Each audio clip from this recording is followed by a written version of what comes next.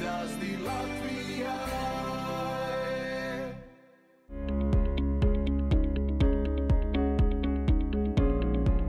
Esiet sveicināti, cienījamie Izstāsti Latvijai skatītāji. Nedēļa ir pagājusi, mēs esam šeit ar jauniem stāstiem, lai jūs priecētu un iedvesmotu. Izstāsti Latvijai! Ja ir kādas neskaidrības medicīnas jomā, ieskaties portālā medicīne.lv. Bet, ja ir jautājumi par to, kā būvēt vai remontēt, portāls abc.lv. Izstāsti Latvijai! Lai kvalitatīvi dzīvotu, ļoti svarīgi ir rūpēties par savu veselību. Veselības rubrikā parunāsim ar ārstiem, mūsu raidījuma ekspertiem.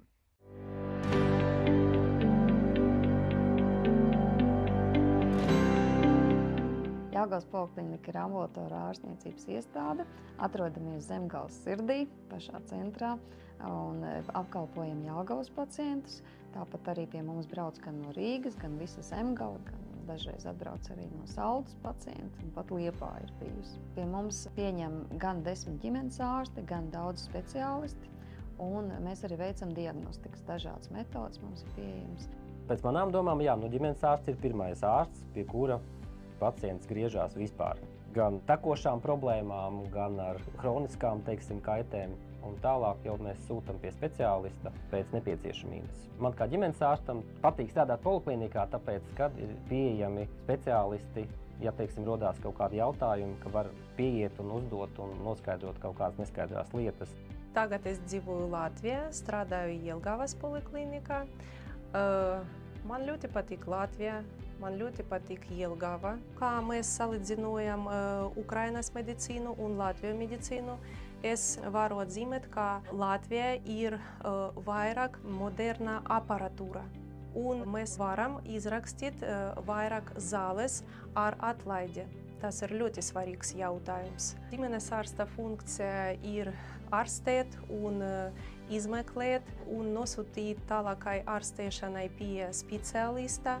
Un mūsu Jelgavas poliklinika ir visi nepieciešami speciālisti, ir visi aparatūra, un mēs varam izdarīt visi nepieciešami izmeklējumi šeit.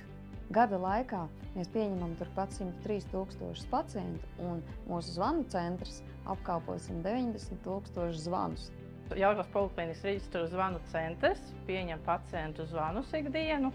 Tātad darba dienās no 7:30 līdz 18. Vidēji dienā pieņemam ap 700 zvanu.